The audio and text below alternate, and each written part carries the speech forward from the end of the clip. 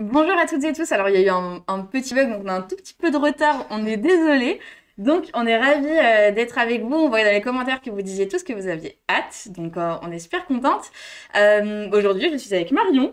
Salut, Sarah, ça va? Salut, comment ça va et toi? Très bien, très très bien. Super, super, super. Et puis, je suis pas que avec Marion, je suis aussi avec deux personnes de chez Ubisoft, donc deux professionnels qui travaillent aussi dans l'univers des jeux vidéo. Donc aujourd'hui, vous avez eu ce qu'il faut pour l'après-midi. Et donc, on est avec Floriane et Louise qui vont nous présenter leur métier chez Ubisoft. Donc, salut les filles. Salut. Coucou! Salut! Comment ça Ravi va? d'être là. Eh bien, plutôt bien. Comme on le disait avant ce petit fail, on est plutôt heureuse de partager notre métier, montrer que c'est atteignable par tout le monde, que c'est un métier de passion et qu'on a beaucoup de choses à faire découvrir. Et surtout, comme tu le disais précédemment, on est deux filles et on veut aussi montrer que c'est aussi un métier de fille et que votre place est totalement acceptée et encouragée même. Génial, génial. Non, mais c'est sûr que ça fait plaisir quand on est quatre filles qui parlent de jeux vidéo. C'est super. C'est parfait. Et bien du coup, qu'est-ce que vous faites exactement chez Ubisoft? Qu'est-ce que c'est que QA? On voit ça. Qu'est-ce que c'est comme métier? Alors, le métier de QA, c'est le Quality Assurance, avec un bon accent français, qui veut dire le contrôle qualité. C'est notre fonction principale, c'est d'assurer la bonne qualité du jeu. Voilà. Ok. Ça consiste en pas mal de trucs, notamment de s'assurer que tous les bugs, les anomalies qu'on peut rencontrer dans le jeu sont corrigés, sont priorisés et sont gérés. Donc on a des testeurs et des testeuses, donc des gens qui testent le jeu, ils jouent pas, ils testent toute la Ouais. journée et ils remplissent des petits rapports d'anomalies ou de bugs et nous on est là pour les gérer, les attribuer aux développeurs qui vont les corriger. D'accord, ok, génial. Et toi aussi, du coup, Louise, c'est aussi ton métier chez Ubisoft?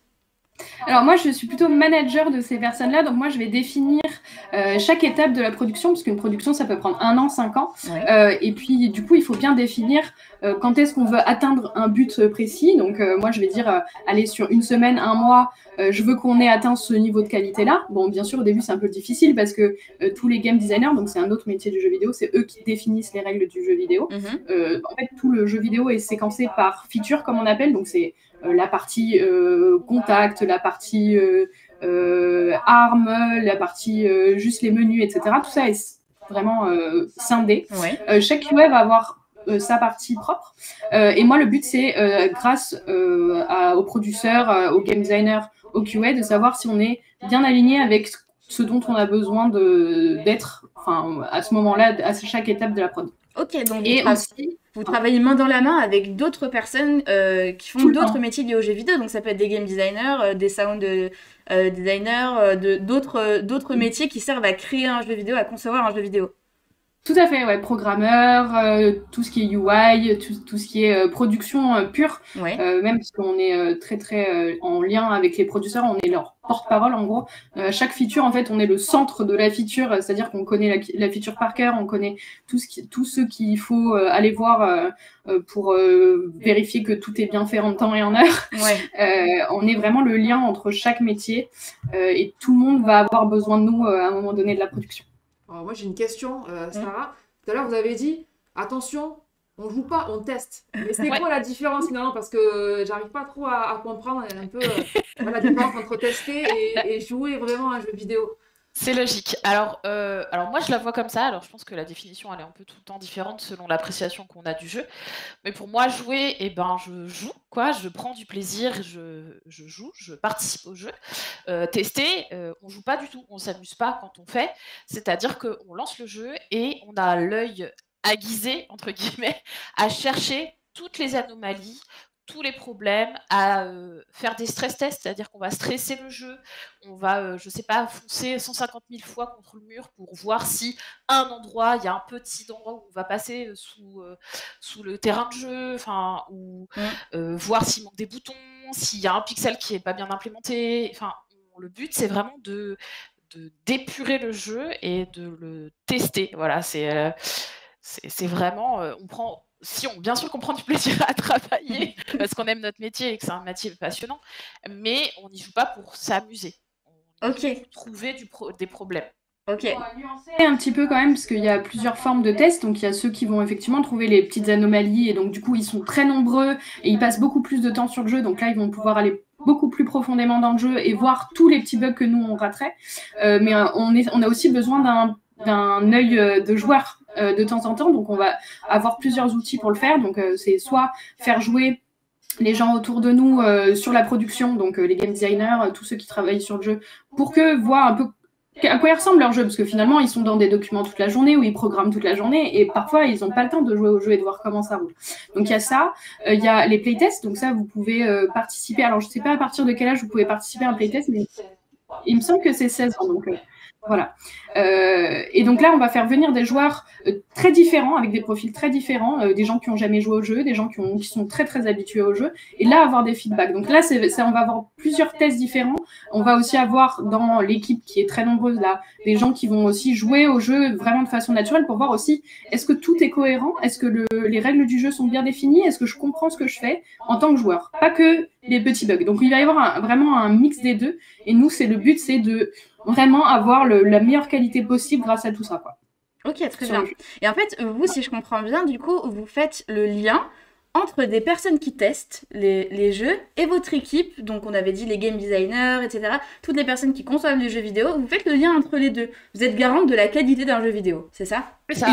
Exactement le nom type. Ok. Très bien résumé. Ok, bah génial, alors ça va, on a bien compris jusque-là. Je pense que c'est À quelques occasions, les QA analystes vont pouvoir tester parce qu'ils vont connaître davantage comment marche le jeu, etc. Puisqu'en plus, ils seront à côté des développeurs, donc ce sera un peu plus simple parfois de ne pas les faire passer par les gens externes pour tester. Mais voilà, mais le but, c'est effectivement, là, on a fait évoluer le métier pour qu'on utilise plus des données de joueurs. Par exemple, on va avoir un tableau qui va nous dire... nous, par exemple, on est sur Just Dance. Cette chanson a été jouée tant de fois par nos testeurs et d'autres zéro. Et donc là, on va prendre ces données-là, en plus d'avoir d'autres données, combien de fois le jeu a crash ce jour-là, combien de fois cette version du jeu particulièrement a eu tant de bugs, etc. On peut avoir ces données-là. Et de regrouper ça et de trouver un truc en commun pour dire, OK, là, on a un problème cette semaine, c'est justement une étape importante et pourtant on a plein d'anomalies et tout, et donc du coup il va falloir mettre le haut là et dire c'est pas grave, on stoppe la production entre guillemets, on va faire que du debug. Voilà, ça va être aussi notre rôle de prendre plein de données comme ça et se dire attention là à ce moment-là de la prod c'est un peu compliqué, il va falloir faire quelque chose, etc. On a une question parmi ceux qui nous regardent. Enzo qui demande sur quel jeu vous avez travaillé. Alors, vous avez cité Just Dance. Est-ce qu'il y a d'autres jeux sur lesquels vous avez travaillé ou travaillez actuellement? Moi, du coup, on est souvent par projet, donc on ne change pas de jeu avant longtemps, ou alors, voilà. Moi, du coup, ça fait 3 ans et demi peut-être que je suis sur Just Dance maintenant, et avant ça, j'ai été 1 an et demi sur Watch Dogs 2, donc pas celui qui vient de sortir, mais celui d'avant. Et puis après, voilà, ça fait quand même beaucoup. D'accord. Moi, j'ai toujours fait Just Dance. Voilà, je suis rentrée chez Ubisoft il y a 1 an et demi bien tassé. Okay. Ça peut paraître étonnant. Enfin, moi, de mon point de vue extérieur, je me dis, bon, le jeu est sorti il y a un certain temps et il y a toujours des bugs ou en tout cas des améliorations à faire. Bien sûr. Alors, pour Just Dance, c'est une production particulière parce qu'elle se fait en 1 an, donc il y a un jeu par année. Donc, c'est pour ça qu'on en est arrivé à Just Dance 2021, 2022, etc. Et donc, du coup, effectivement, on va vouloir faire de nouvelles choses dedans. On va vouloir rajouter des nouvelles features, comme on appelle, donc des nouvelles fonctionnalités au jeu. Donc, ils vont apporter leur lot de bugs et aussi vont peut-être faire dérégler d'autres parties du jeu qui sont un peu liées à celle-là, ou de loin ou de près. Donc voilà, il y a ça, il y a des problèmes de configuration tous les ans. Et puis il y a aussi un truc très important dans le jeu vidéo, c'est qu'on teste le fait que ce soit dans les règles des first party. Donc, je m'explique un petit peu. Les first party, c'est Sony, Nintendo, Microsoft pour Xbox, PS4, PS5, etc. Et eux ont leurs propres règles et votre jeu doit correspondre à ces règles. Et donc, du coup, on a aussi ça à tester et ça change aussi tous les ans et on a des nouvelles consoles tous les ans. Et donc, du coup, voilà, ça va décliner notre jeu en plusieurs choses. Ok, parfait. Très bien. Et alors, du coup, est-ce que vous pourriez nous expliquer en quoi consistent vos journées, votre semaine, voilà, quelles sont les missions quotidiennes que vous effectuez? Ouais, bah, j'y vais. Alors moi, je vais présenter un peu ma semaine type à moi. Je sais que celle de Louise, par exemple, va être un peu différente parce que du coup, comme c'est ma chef, elle va avoir d'autres fonctionnalités sur certaines missions. Concrètement, moi, par exemple, le lundi, je vais essayer de me focaliser sur une nouvelle fonctionnalité du jeu, donc ce qu'on appelle une feature. Si ça peut vous parler un petit peu, je vais prendre l'exemple d'un jeu qui parle à tout le monde pour vous en tout cas. Je prends l'exemple de Fortnite. Je prends une nouvelle fonctionnalité, le fait de faire chanter votre personnage. Ça, c'est pas encore dans le jeu, mais ça peut être une nouvelle fonctionnalité. Danser est une fonctionnalité dans le jeu, etc. Et admettons, pardon, sur Just Dance, on implémente mais nouvelle fonctionnalité. Ça peut être un nouvel endroit pour personnaliser son avatar, un nouveau menu, etc. Et donc, toute la journée, ça va me prendre d'aller en réunion, de savoir quelle est la nouvelle fonctionnalité, d'estimer les dangers que peuvent apporter cette nouvelle fonctionnalité. Est-ce qu'il y a des risques par rapport à certains bugs? Est-ce que ça peut poser problème en termes de temps d'implémentation, etc., etc. Et ensuite, de communiquer aux testeurs et aux testeuses de mon équipe et aussi de tous les gens autour qui vont tester qu'est-ce qui va être implémenté, les nouvelles choses qui vont arriver, pour qu'ils soient au courant et pas surpris quand ils vont tester le jeu. Surprise, surprise. Ok. Donc en fait, un jeu quand il est créé, il est jamais parfait. Ah non, Jamais. En fait, ça va être par étapes. D'abord, on va faire en sorte que la fonctionnalité fonctionne plus ou moins avec ses règles de base. Et puis après, on va rajouter. En fait, c'est pour ça que c'est par étapes et qu'un bug qui sera au début de la production ne sera pas aussi important que celui. Enfin, plus important que celui qui en aura à la toute fin. Donc dans les trucs, dans les premiers mois, il va falloir faire en sorte, en gros, que la fonctionnalité fonctionne complètement. Ouais. Donc qu'on ait toutes les règles du jeu, qu'on puisse lancer cette fonctionnalité, qu'on puisse l'utiliser, etc.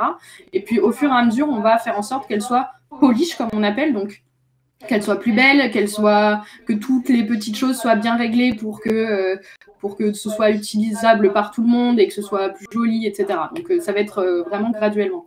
Justement, je pense que tu as un peu répondu à la question de Tom qui demandait est-ce que c'est plus difficile de tester au début, je pense, du jeu plutôt qu'au milieu ou sur la fin? Je suppose que oui. Forcément, oui, parce que tout est en cours d'implémentation. Et donc, forcément, il y a énormément de bugs, de crash, etc., qu'il faut corriger ou qui sont en cours de correction aussi, d'où l'importance en tant que QA d'énormément communiquer avec le reste des équipes de production. Donc, s'assurer d'où ils en sont, sur quoi ils travaillent et qu'est-ce qu'ils vont implémenter pour que nous, on soit au courant. Donc, forcément, au début, il y a énormément de bugs, de crash, etc., qui sont corrigés au fur et à mesure du temps. Au milieu, c'est toujours un peu pareil, mais il y a plus de choses qui sont implémentées. À la fin, normalement, c'est un peu plus simple, entre guillemets, parce que les bugs les plus importants, en tout cas les plus prioritaires, ont été corrigés, ne sont plus présents dans le jeu. Et normalement, à la fin, il reste uniquement, enfin la plupart du temps en tout cas, des bugs, comme le disait Louise, de polish. C'est vraiment de fignoler le jeu au niveau des textures ou peut-être aussi des bugs qui sont moins fréquents ou plus difficiles à trouver. Alors, on a d'autres questions, Sarah, en plus sur le jeu vidéo en général. Alors, ce ne sera pas vos métiers proprement parlé, mais on nous demande combien de temps il faut pour créer un jeu vidéo en général. Et là, c'est plus précis, c'est Mev qui demande quel jeu a mis le plus de temps à être développé. Je suis Ubisoft, du coup. Alors, on a un jeu en cours qui est déjà en développement depuis 7 ans. Ah oui. Là où nous, on met 1 an à faire un jeu vidéo. Donc voilà, ouais, ça dépend. En général, c'est de 3-4 ans, vraiment maximum, en comptant tout ce qui est pré-production, c'est-à-dire que là, on va définir vraiment toutes les règles du jeu, qu'est-ce qu'on veut faire, quelle est la vision du jeu, et pour les open world, comme soit Fortnite, soit Watch Dogs, etc., ça peut prendre très longtemps de bien définir tout ça, dans quel monde on veut être, qu'est-ce qu'on veut y faire, etc. Ça peut prendre beaucoup de temps. Et puis il y a aussi tous les aspects techniques. Donc il faut que, en gros, d'abord les architectes du jeu, ils disent, si vous voulez faire ça, il va falloir que je crée tout ça. Et puis après, les programmeurs vont pouvoir utiliser tout ça pour réussir à faire ces features-là. Ouais. Donc ça peut prendre très très très longtemps. Ou très peu de temps, comme Just Dance qui n'a peu d'implémentation et qui sort tous les ans. Ou en FIFA, par exemple. FIFA aussi sort tous les ans parce que c'est plus court à faire, parce qu'il y a peu de changements par rapport à un gros jeu qui est développé et qui peut prendre beaucoup plus de temps. Ok. Moi, je me demande une chose, parce que Just Dance, c'est un jeu quand même qui est physique. En fait, il faut bouger. Est-ce que du coup, vous êtes souvent amené à tester le jeu, à danser, etc. C'est ça, en fait? Alors, oui, mais non. D'accord. Je vais dire, par exemple, dans notre équipe, il y a des QA qui sont spécialisés sur les chansons. Donc on appelle ça des QA map, parce qu'une map, on appelle ça une chanson. Et donc c'est une personne une ou des personnes qui vont tester toute la journée, par exemple, si tel mouvement fait bien un OK, un good ou un perfect, ou non. Enfin, c'est donc ça. C'est le sport. Ouais, tester le scoring, voilà. Donc ces personnes-là, elles vont beaucoup plus danser que moi, techniquement, par exemple, qui ne bouge pas de ma chaise quand je teste le jeu. Parce que je ne teste pas donc le scoring, mais je teste par exemple les fonctionnalités du jeu, le menu, pas mal de choses, etc. Donc, et de toute façon, nous, on a un petit peu de la triche, entre guillemets, puisqu'on a ce qu'on appelle un debug menu qui nous facilite l'utilisation du jeu. Par exemple, je vous dis une bêtise sur Just Dance, mais on veut vérifier qu'en faisant que des perfects, on a le score maximum d'une chanson, qui fait partie d'une implémentation du jeu. Je ne vais pas danser toute la chanson en faisant que des perfects. Je vais vraiment configurer le jeu pour qu'il le score tout seul. Ah, d'accord. Voilà, je triche, mais ça me facilite grandement la tâche. Donc ça, du coup, dans les compétences, on n'est pas obligé de savoir danser la QA de Just Dance, par exemple. Ouais, tout à fait. Bah, ça dépend de sur quoi vous postulez. Ouais, Si vous aimez bien la danse, si vous aimez bien la danse, le QA en général et un peu la gestion de tout ça, bah là, oui, on pourrait vous prendre. On a des gens qui, du coup, doivent faire des perfects tout le long de la chanson en faisant les pas, etc. Donc, voilà. Mais oui, donc il y a les deux en même temps. Ouais. Ok. Et les personnes qui testent vos jeux, ce sont des personnes qui travaillent pour Ubisoft, ou est-ce que ce sont des personnes d'ailleurs qui testent les jeux vidéo? Non, c'est tout sous Ubisoft. C'est juste que, vu qu'ils sont beaucoup plus nombreux, par exemple, nous, on travaille avec Pune, qui est en Inde. Ouais. C'est là où on a nos testeurs fonctionnels, comme on les appelle, pour faire la différence avec le QA. D'accord. Donc, ils sont à Ubisoft Pune, en gros. C'est la même chose, mais à Pune. Okay. Après, c'est pas général dans le milieu du jeu vidéo, parce que je sais qu'il y a des entreprises qui ont recours à des QA externes, donc des gens qui ne font pas partie de l'entreprise pour tester le jeu. Oui. On l'a aussi sur la localisation. On appelle la localisation le fait d'avoir plusieurs langues et tester les langues. En gros, il y a un jeu, il peut avoir 15 langues. Donc, il faut bien tester tous les textes, les voix, etc. dans chaque langue. Et donc, du coup, là, par contre, on fait appel à des testeurs externes, pour le coup. D'accord. Parce que c'est un peu plus compliqué d'avoir un testeur qui parle 15 langues. Voilà. Donc là, on a des gens qui sont en externe. Mais je sais qu'à Blizzard, par exemple, c'est sur place. Blizzard, ceux qui font avec Activision tout ce qui est Call of Duty, etc., si ça vous parle. Est-ce qu'on peut venir sur les compétences, les connaissances un petit peu, ça va? Oui, parfait. On a énormément de questions des participants. Donc là, on en a une concernant les... Ouais, on nous demande en fait, est-ce qu'il y a des connaissances particulières à avoir du coup, pour être QA? Alors, moi, par exemple, on le verra peut-être plus tard, mais moi, par exemple, j'ai pas le bac. Enfin, j'ai le bac, mais j'ai pas fait d'études supérieures, donc j'ai pas fait de formation pour être QA. Cela dit, maintenant, il y a des formations pour être QA qui sont certifiantes, qui sont en plus équivalentes dans plein de pays du monde, vu que les jeux vidéo sont dans plein de pays du monde. Et du coup, c'est le cas maintenant. Cela dit, la plupart du temps, on a des gens qui sortent d'écoles de jeux vidéo classiques. Par exemple, je peux vous en citer une qui est très connue, avec qui on est partenaire, c'est Langmin. C'est à Angoulême, ENJMIN, qui est une très très bonne école et qui du coup a plusieurs cursus. Donc ça va être game design, des trucs comme ça. Pour le moment, il n'y a pas QA, il me semble. Mais souvent, on prend des gens qui sortent de ces écoles, qui n'ont pas... Parce qu'en fait, le game design, par exemple, c'est un secteur très bouché. Donc, vous allez avoir très, très peu de place dans les boîtes parce que tout le monde a fait game designer, tout simplement. Et du coup, on va prendre des gens qui sont souvent sortis de ces écoles-là et qui, donc, aimeraient avoir une porte d'entrée, entre guillemets, dans le jeu vidéo et qui, du coup, passent par le QA. Sauf que souvent, ils tombent amoureux du QA et ils restent. D'accord. tout. Et donc du coup, c'est des gens qui ont déjà un peu de background dans le jeu vidéo. Ils connaissent comment ça marche, ils connaissent qu'est-ce qu'il faut savoir, etc. Donc ça, c'est un peu important. Après, on a plusieurs testeurs différents. On va avoir ceux qui sont très techniques, qui vont avoir besoin d'une petite formation en programmation.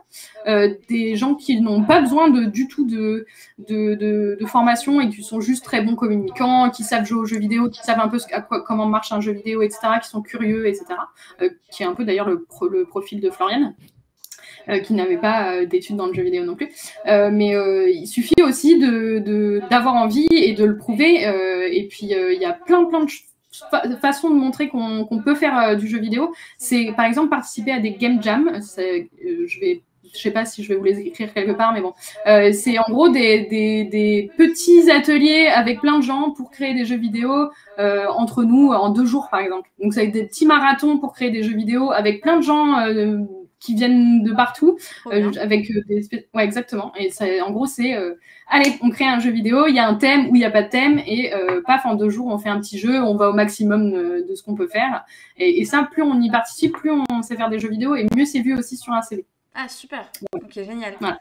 Et là, du coup, là, on est sur une slide, du coup, sur vos rêves d'enfant. Donc, on va commencer par Floriane, parce que j'imagine que t'es pas tombée dedans du jour au lendemain, tu t'es pas réveillée en te disant je vais faire ça, mais peut-être. Mais là, on dirait que c'était pas ce que tu voulais faire, en tout cas, quand tu étais plus jeune. Et non, je voulais être monitrice d'équitation quand j'étais plus jeune. Et puis, en fait, en 3e, j'avais 2 passions, c'était l'équitation et les jeux vidéo. Les jeux vidéo parce que je regardais mes parents jouer aux jeux vidéo sur Windows 85. 95 même, pardon. Et, du coup, à la base, je voulais travailler avec les animaux et être monitrice d'équitation. Et puis, mon professeur de maths, qui était mon professeur principal, m'a dit non, tu ne seras pas monitrice d'équitation parce que c'est pas un métier qui vaut le coup d'être. C'est pas un métier d'avenir. Et comme tu t'en sors bien à l'école, je te conseille de faire des études. Et du coup, je me suis dit, bon, très bien, je vais faire autre chose. J'ai fait un parcours, du coup, très classique. J'ai eu un master d'économie appliquée. Voilà, on verra après, mais voilà, j'ai fait un bac ES, un BTS en commerce, une licence à la fac, un master d'économie appliquée. Voilà, mais après, j'ai un peu suivi ce que me disait mon professeur de mathématiques et professeur principal en 3e, et ce que me disaient mes parents aussi. Fais des études, fais un diplôme, comme ça tu sécurises un peu ton avenir si un jour il y a un problème, et après fais ce que tu veux. Donc j'ai appliqué ça, j'ai fait un master en économie appliquée comme ça, et après j'ai fait autre chose et je suis partie dans le jeu vidéo parce que c'était finalement la passion que j'avais, que j'ai développée au fur et à mesure du temps, même si, bien évidemment, j'ai continué l'équitation. Mais, je pense que je fais plus de jeux vidéo que d'équitation aujourd'hui. Mais voilà, c'est mon parcours, donc il est différent. Et comme disait Louis, j'ai pas du tout fait d'école de jeux vidéo. J'ai juste adoré ça toute ma vie. Et puis un jour, je me suis dit, j'ai envie de me lancer. Je voulais à la base être professeur de SES après mon master d'économie, puis ça n'a pas fonctionné parce que pour plein de raisons, quand je passais les concours pour être professeur, j'arrivais tellement pas à me concentrer parce que j'ai des problèmes de concentration que pendant les examens, quelqu'un toussait et je perdais 20 minutes de mon temps parce que j'avais écouté quelqu'un tousser, quoi. Et ça marchait pas dans mes concours et je me suis dit mince. Je vais faire du jeu vidéo parce que c'est vraiment ce qui me plaît et que avec le recul aujourd'hui maintenant je me dis heureusement que j'ai raté mes concours et que ces gens-là ont toussé et m'ont déconcentré pour que je puisse travailler chez Ubisoft. Voilà. Mais c'est énorme parce que voilà, t'as quand même, tu l'admets, t'avais des problèmes de concentration quand tu étais à l'école et malgré tout ça t'a pas empêché d'avoir un bac plus 5 parce que donc un master c'est un bac plus 5. Tu voulais être professeur de sciences économiques et sociales, donc SES, tu disais, il faut passer un concours pour devenir professeur. Et donc, c'est un concours, c'est vrai, qui n'est pas évident, en tout cas, à réussir. Et pour autant, ça t'a pas empêché de faire un bac plus 5, d'apprendre un métier pour lequel tu n'étais même pas formé, finalement. Voilà. Et d'y arriver. Donc, ce qui veut dire, mais après, on verra aussi, du coup, le parcours de Louise, mais ce qui signifie, à mon sens, que c'est ton ambition aussi qui a pris le dessus. Et puis, au-delà des compétences, tes qualités. Alors, je sais pas ce que ça demande exactement comme qualité ce métier-là, mais j'ai l'impression que ça demande de la rigueur, déjà. Ouais.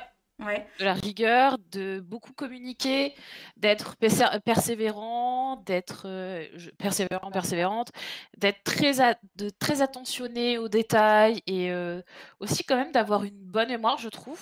Et voilà, après, moi je trouve que c'est au-delà du métier, je pense que c'est vraiment effectivement les qualités qui sont recherchées dans ce métier-là, parce que c'est en étant une ou un bon QA qu'on fait un bon jeu, parce qu'on on transmet notre qualité au jeu, en fait, en tant que personne, je pense.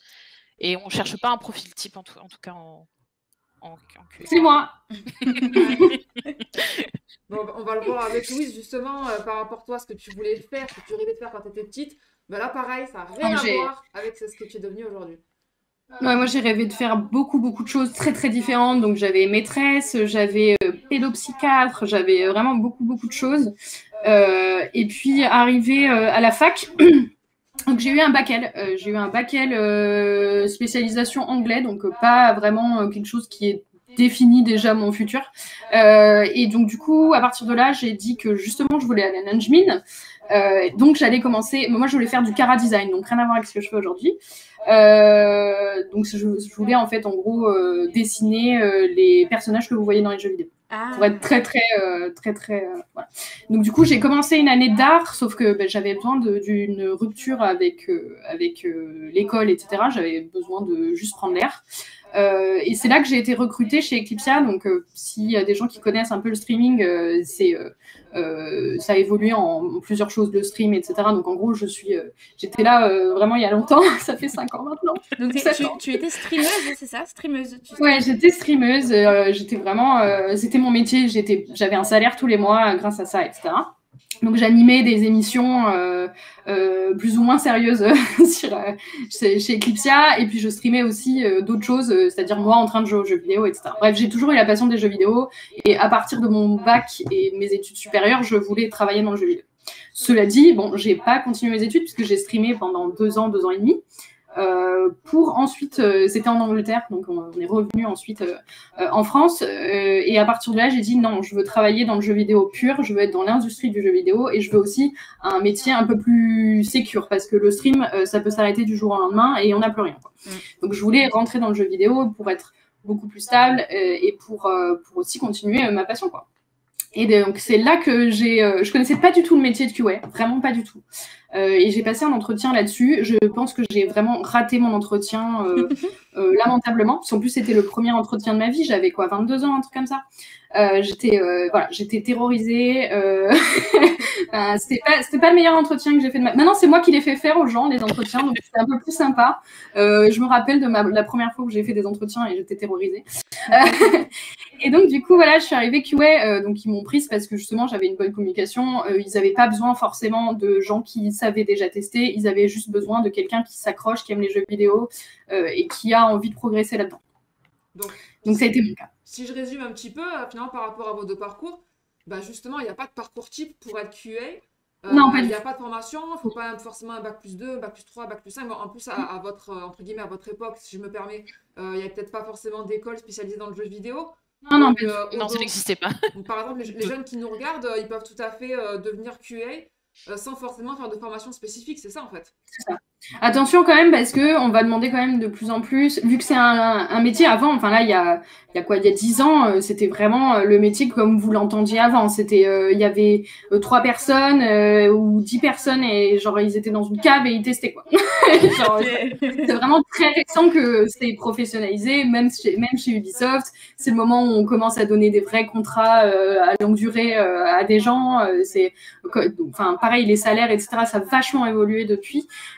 Et du coup, maintenant, on va peut-être demander aux gens d'être un tout petit peu plus qualifiés là-dedans. Cela dit, il n'y a pas de parcours type vraiment parce que oui, il y a des formations certifiantes pour être QA, mais en fait, si vous avez pris une autre branche dans le jeu vidéo, vous pouvez totalement revenir dans le QA. On aura besoin de vos compétences que vous avez apprises de toute façon dans cette école du jeu vidéo. Et pareil, si vous n'avez pas vraiment de compétences dans le jeu vidéo, si vous avez juste prouvé à l'entretien que vous êtes fait pour ça, ça peut se faire aussi. Voilà. Okay. Mais je conseille quand même de prendre les précautions possibles, quoi. Alors juste ça, petite question, j'en profite parce que tu l'as évoqué. Louise, les questions sur le salaire. Alors, on va pas demander à l'euro près ce que vous gagnez, mais est-ce que vous pouvez donner une petite fourchette, peut-être de salaire entre un QA peut-être débutant et un QA un peu plus expérimenté? Alors, il me semble que maintenant, on rentre à 1 500 € par mois. Je veux dire par mois, ça va être plus facile. Oui. Et puis, en fait, la progression est assez énorme parce qu'en fait, tous les ans, enfin, dans une boîte comme Ubisoft, qui est une boîte française, et qui a ce parcours, je pense que c'est assez commun dans les entreprises, mais tous les ans, on a une augmentation selon ce qu'on a fait de bien l'année précédente. Donc voilà, si vous appliquez, etc., en général, le salaire monte assez vite, quoi. Super. Donc il y a une prime au nombre de bugs corrigés ou... Non. C'est une légende urbaine. Les testeurs sont jamais payés au nombre de bugs qui rentrent. Jamais. Ok, génial. Et alors, si vous nous expliquiez, alors qu'est-ce que c'est que ça, ces schémas, ces chiffres, ces jolies couleurs, hein? Aïe, aïe, aïe. Alors ça c'est notre outil du quotidien. Je vais vous dire, c'est notre... on arrive le matin, on l'ouvre. On va le chercher. Donc c'est un site, une base de données qui s'appelle Jira. Voilà, c'est là qu'on va rentrer toutes les informations des bugs. Donc chaque ticket, je vous ai parlé tout à l'heure des rapports ou des tickets qu'on fait pour les bugs ou les crashs qu'on rencontre dans le jeu, on les met dans cette base de données où on va rentrer plein d'informations. Je crois que j'ai mis un screen un petit peu plus tard avec tout ce qui est inclus dedans. Donc on va mettre comment on a rencontré le bug, comment il apparaît, des photos du bug ou des vidéos, plein d'informations. Et grâce à tous ces bugs-là, on va créer donc ce que vous voyez devant, c'est-à-dire des tableaux, des statistiques pour pouvoir avoir une vision globale de l'état de santé du jeu, si vous voulez. Ok. Voir s'il est en bonne santé. Par exemple, là, vous voyez que c'est plutôt pas mal parce qu'en rouge, on n'a que 1% sur les stats du milieu. D'accord. Donc ça veut dire qu'il y a 1% des bugs qui sont très risqués. Et plus on arrive, plus on avance, moins ils sont risqués, etc. Ok, et plus ils sont risqués, et plus il faut les réparer tout de suite aussi. C'est ça? Exactement. C'est la priorité. Donc, je ne sais pas si vous voyez très très bien sur l'image, mais vous avez sur le cadran... pas le premier en orange, mais le bleu côté gauche, toutes les priorités du jeu avec où ils en sont par rapport à la correction de ce problème-là, etc. Donc nous, ça nous permet de suivre comment ça avance. Ok, très bien. Et je crois que vous nous avez préparé une petite question pour qu'on sache si on est capable d'être QA, nous. Et est-ce qu'on est capable d'identifier les bugs? Donc là, vous nous avez mis une image de Just Dance, du coup, c'est ça? Mettez sur le chat. Tous les bugs que vous voyez. Ouais, c'est Just Dance 2020, ça. Ok, très bien. Alors moi, ça fait super longtemps que je n'ai pas joué à Just Dance. Ouais, mais du coup, dans le chat, là, c'est la capture d'écran du jeu, en gros, c'est ça? Ouais, ça, c'est la capture du jeu. Et donc là, il y a des bugs, a priori, sur cette capture, c'est ça? Ouais, en fait, c'est une page qui est avant qu'on lance la chanson pour choisir son personnage. Ok. Donc, ça met le titre de la chanson, etc. Et puis, on va choisir le personnage. D'accord.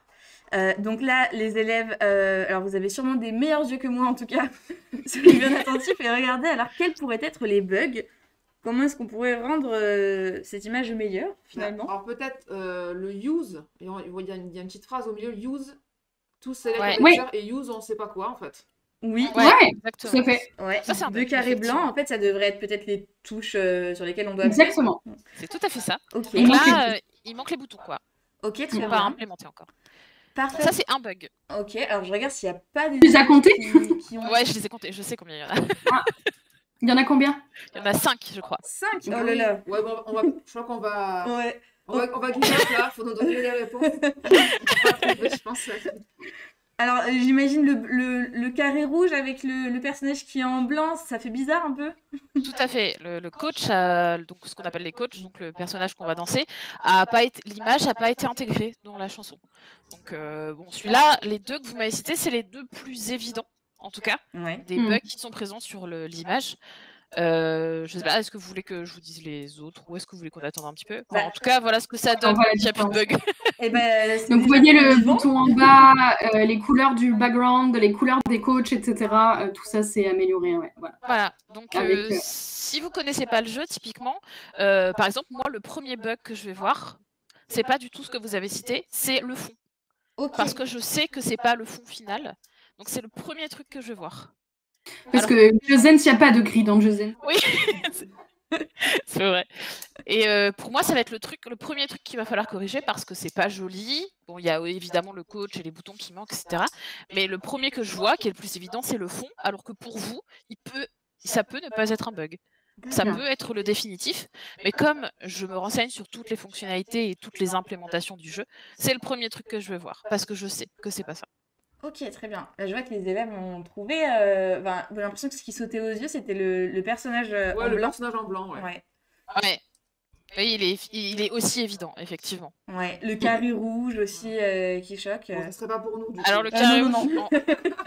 en vrai, c'est moi, c'est quand, en fait, quand on crée un ticket pour dire qu'il y a ce bug-là, en général, comme il y a souvent plusieurs bugs sur une seule image, on encadre les bugs qui sont rencontrés pour D'accord. faciliter la correction de ce On bug-là. parle de celui-là en particulier.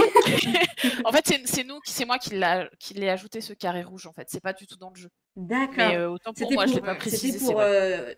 entourer, mais en carré, du coup, C'est ça. le code, enfin le code, le bug plutôt sur le jeu. Ah, on a juste une Ouais. petite question, Sarah, par rapport aux compétences qu'il faut pour être QA. Tout à l'heure, on a fait un live métier, nous, avec quelqu'un qui est développeur. Et là, on a une question un petit peu en ce sens-là. On nous demande est-ce qu'il faut connaître, maîtriser des langages comme JavaScript, TypeScript ou pas du tout? Comme je disais tout à l'heure, ça va dépendre vraiment du profil du QA. On a des QA très spécialisés, techniques, etc., qui vont avoir besoin de notions dans la programmation parce que ça va être demandé dans leur métier. Mais la plupart des QA n'ont pas du tout. Il n'y a aucun moment, il y a très très très peu de moments ou d'occasions où les QA vont rentrer dans le jeu et la programmation. Ok. Faut dire ça, en général non. Après, on va y avoir d'autres profils, par exemple des QA engineers qui vont être ceux qui vont automatiser le test du jeu, parce qu'on n'a pas parlé de ça, mais aussi en plus des testeurs fonctionnels, etc., on veut automatiser le fait que le jeu soit testé. Donc voilà, on va avoir besoin de gens qui programment pour arriver à faire ça. Mais en dehors de ça, en général, les QA ne touchent pas au code. Ou très très très très très rarement dans des cas très spécifiques, par exemple le online. Le online, c'est quelque chose qui est très programmation et pas très visuel parce que justement c'est tout est online, c'est vraiment pas visuel, ça va être sur les serveurs, sur tout ce qui est comme ça. Donc là, peut-être voir un peu le code ou un peu comment déchiffrer toutes les infos qu'on nous donne quand il y a un bug, c'est important. Mais en dehors de ça, non, il n'y a pas besoin de savoir coder. C'est un plus. Oui, c'est un plus, voilà, c'est ça. C'est parce que c'est pour pas paniquer quand on peut être confronté à ce genre de langage. Mais c'est tout. Très bien. Et là, on dirait que là, sur cette image, c'est votre langage un peu quand même.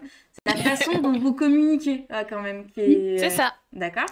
C'est ça, c'est le fameux ticket ou rapport qu'on crée quand on trouve un bug. Donc bon, alors là, il faut avoir de bons yeux, j'avoue. Mais en gros, vous avez le titre qui résume très grossièrement le bug. Vous avez la personne qui va le corriger, la personne qui l'a rentré, la priorité, le scope ou la feature qui est concernée par ce bug. Il va y avoir aussi... je le vois tous les jours, je sais même pas pourquoi j'essaie de voir plus près. Il va y avoir la description, il va y avoir comment reproduire ce bug-là, parce que, par exemple... Ça, c'est le plus important. Ouais, c'est comment on le reproduit, parce que la personne qui va le corriger, il ou elle va être obligé de comprendre comment on en est arrivé là, pour pouvoir trouver où est-ce qu'il faut fouiller pour corriger le bug. Alors, je vois que c'est écrit en anglais. Du coup, on a des questions en ce sens-là. Il faut vraiment bien maîtriser l'anglais pour être QA. Ouais, c'est très très important. Très important. Alors, bien sûr, on a des niveaux, on a n'importe quel niveau, etc. Mais on va être amené à parler anglais, notamment avec Pune. Pune, ils savent pas parler français, donc il faut parler anglais. On va avoir des collaborateurs qui vont parler anglais puisqu'ils vont venir d'industries différentes, etc. Et donc, du coup, oui, l'anglais, c'est très très très demandé et de plus en plus demandé. Cela dit, vous n'êtes pas obligé de parler couramment anglais, ça vient sur le tas. Floriane, par exemple, elle ne parlait pas couramment anglais, elle parlait très bien anglais, mais elle a encore à progresser dessus. Et nous, on peut donner des cours, on peut faire en sorte que, grâce aux jeux vidéo, dans notre quotidien, on va peut-être faire en sorte de progresser en anglais en regardant des séries en anglais sous-titrées, en jouant à des jeux vidéo en anglais, en parlant en anglais avec des gens. Super. Donc ouais, c'est important. Et puis il y a aussi des cours en interne. Dans tous les cas, si vous avez vraiment des grosses lacunes en anglais, mais que vous êtes excellent ailleurs, on va pas vous laisser partir, on vous donnera des cours d'anglais, quoi. Génial. Et donc ça, c'est un a priori, j'ai l'impression. Donc quand on est testeur, testeuse, on joue toute la journée, ça doit être trop bien. Est-ce que c'est vrai? Est-ce que c'est faux? On vous laisse répondre en même temps dans le chat, il ne nous reste pas beaucoup de temps, donc on vous laisse, du coup, Floriane et Louise nous dire ce que vous en pensez. Moi, je pense que ouais, je joue parce que je m'amuse dans mon métier, mais que je joue pas au jeu. En tout cas, j'y joue moins que ce qu'on pourrait penser. Je teste, en tout cas. C'est pas aussi Voilà. amusant que de jouer. C'est comme on l'a dit tout à l'heure, c'est un métier, c'est testé. C'est un métier, faut garder en tête, quoi. La question est vite répondue, c'est génial. Et là, du coup, mais il y a quand même des idées reçues sur ce métier-là. Donc, on a eu cette idée donc, de jouer au jeu toute la journée dont on a parlé juste avant. Ça se résume pas qu'à ça, finalement, votre métier. Il y a aussi le fait que vous n'ayez pas de diplôme, que même sans diplôme, pardon, on peut faire ce métier. Donc, vous me corrigez si je dis des bêtises, mais j'ai l'impression qu'il faut quand même maintenant avoir un certain niveau. Quand même, on peut pas entrer comme ça. Pour avoir plus de chance, Voilà, pour avoir plus de chance. Comme un peu dans plein de métiers, avoir le maximum de compétences, c'est toujours mieux. Et puis, si on prend l'exemple finalement de Floriane, elle s'est forcée quand même à aller à l'école, à atteindre un diplôme. Mais c'est vrai, hein, finalement, pour se dire, maintenant je fais ce que je veux. Maintenant que j'ai mon diplôme, mes parents ils pourront rien me dire. Maintenant, je peux faire ce que je veux. Et finalement, ça a quand même porté ses fruits. Parce que maintenant, on a un certain niveau d'études. Et si demain, tu veux changer de métier, tu as quand même un niveau d'études qui permet aussi de trouver un autre travail. Ça, c'est important. Et puis, c'est un métier de garçon. Alors ça, je vous laisse vous exprimer à ce sujet. Alors, pour le coup, c'est vrai qu'il y a majoritairement des garçons, mais c'est parce que c'est une idée reçue que le jeu vidéo est fait pour les garçons. Les jeux vidéo, c'est pas du tout fait pour les garçons. Aujourd'hui, il y a 50% en gros, c'est 50% de femmes et 50% d'hommes qui jouent aux jeux vidéo, donc on peut plus dire ça. Et puis, je pense qu'on est tous très contents de voir qu'il n'y ait pas que des garçons sur les jeux vidéo, parce que des filles peuvent être compétentes, des filles peuvent s'amuser sur les jeux vidéo. C'est pas quelque chose qui est fait pour les garçons. Au contraire, si vous aimez ça, lancez-vous, parce que nous, par contre, dans l'industrie, on n'a que 20%, même peut-être un peu moins de femmes dans le métier du jeu vidéo. Donc voilà, vous manquez à l'appel. C'est triste. contre 50% de filles quand même qui jouent aussi aux jeux vidéo. Et donc, on a que 20% dans cette industrie qui en font leur métier. Et forcément, c'est que derrière, il y a aussi peut-être la peur de se retrouver dans un univers d'hommes, etc. Alors qu'en fait, comment vous le vivez justement, le fait qu'il y ait peut-être peu de filles, peut-être, par exemple, là où vous travaillez chez Ubisoft, est-ce que c'est difficile à vivre ? Alors, oui, c'est difficile à vivre parce qu'on ne nie pas ce que c'est d'être dans un univers de garçons quand on nous coupe tout le temps la parole, voilà, bref. Bon, on se bat pour ça aujourd'hui. Moi, c'est un de mes plus grands combats, je vous avoue. Je pense que Floriane peut l'attester et peut en dire autant. On veut que ce soit safe, secure pour toutes les femmes dans le jeu vidéo. Donc, nous, on se bat pour ça. Cela dit, je nierai jamais que c'est difficile pour les femmes dans un métier plutôt pour les mecs à la base, mais plus on sera là, plus on sera représenté, moins on fera face à ce genre de difficultés. Et puis il y a aussi cette espèce on appelle ça un plafond de verre, qui fait que les femmes accèdent moins à des postes à haute responsabilité, mais encore une fois, j'en suis la preuve, je suis manager maintenant, et voilà, donc c'est un combat. Je vais pas mentir. Cela dit, Ubisoft, par exemple, c'est une boîte qui est assez ouverte et qui est plutôt jeune là-dessus dans sa communication, son recrutement, etc. Et plus il y aura de femmes, plus on recrutera de femmes, parce qu'on aura moins de biais au recrutement, parce qu'il y aura des femmes qui seront managers, etc. Voilà. Mais en tout cas, pour ce qui est des études, il y a moyen que vous soyez dans des classes qui sont entièrement faites de garçons. Et du coup, c'est très difficile de ne pas être représenté. Mais sachez que, gardez en tête qu'on est là, on est déjà dans le milieu, on vous attend, et du coup, n'hésitez pas à venir. On se bat pour vous, donc Yes. on vous encourage à nous rejoindre. Moi, c'est ce qui me fait travailler dans cette industrie aussi, c'est que j'ai envie de mener ce combat pour que toutes les filles qui ont envie de travailler dans le jeu vidéo se sentent légitimes, parce qu'elles ont autant leur place qu'un garçon dans ce milieu-là. Et quel joli message. Franchement, c'était génial. Je sais pas ce que les élèves en ont pensé. Moi, j'ai adoré ce live. Ouais, pareil, hyper intéressant. Et puis message positif aussi envoyé aux jeunes filles qui nous regardent. De toute façon, il faut faire ce qui vous plaît. Et même si il peut y avoir des freins, donc typiquement là, jeux vidéo, secteur plutôt réservé aux garçons, en tout cas, c'est les préjugés. Ben non, vous voyez, c'est possible d'avoir des postes à responsabilité et de prendre du plaisir et d'avoir des jobs très intéressants. Donc, super. Et puis là, on voit 2 filles qui sont heureuses avec un grand sourire et qui sont contentes de faire ce métier-là. Donc, ça fait super plaisir. En tout cas, merci beaucoup à toutes les deux de nous avoir présenté votre métier. On vous souhaite du coup une très belle fin d'après-midi. Et puis nous, on reste avec les élèves pour faire une petite synthèse de cet après-midi. Merci. Merci à tous. À bientôt. Ciao, ciao. À bientôt. Merci.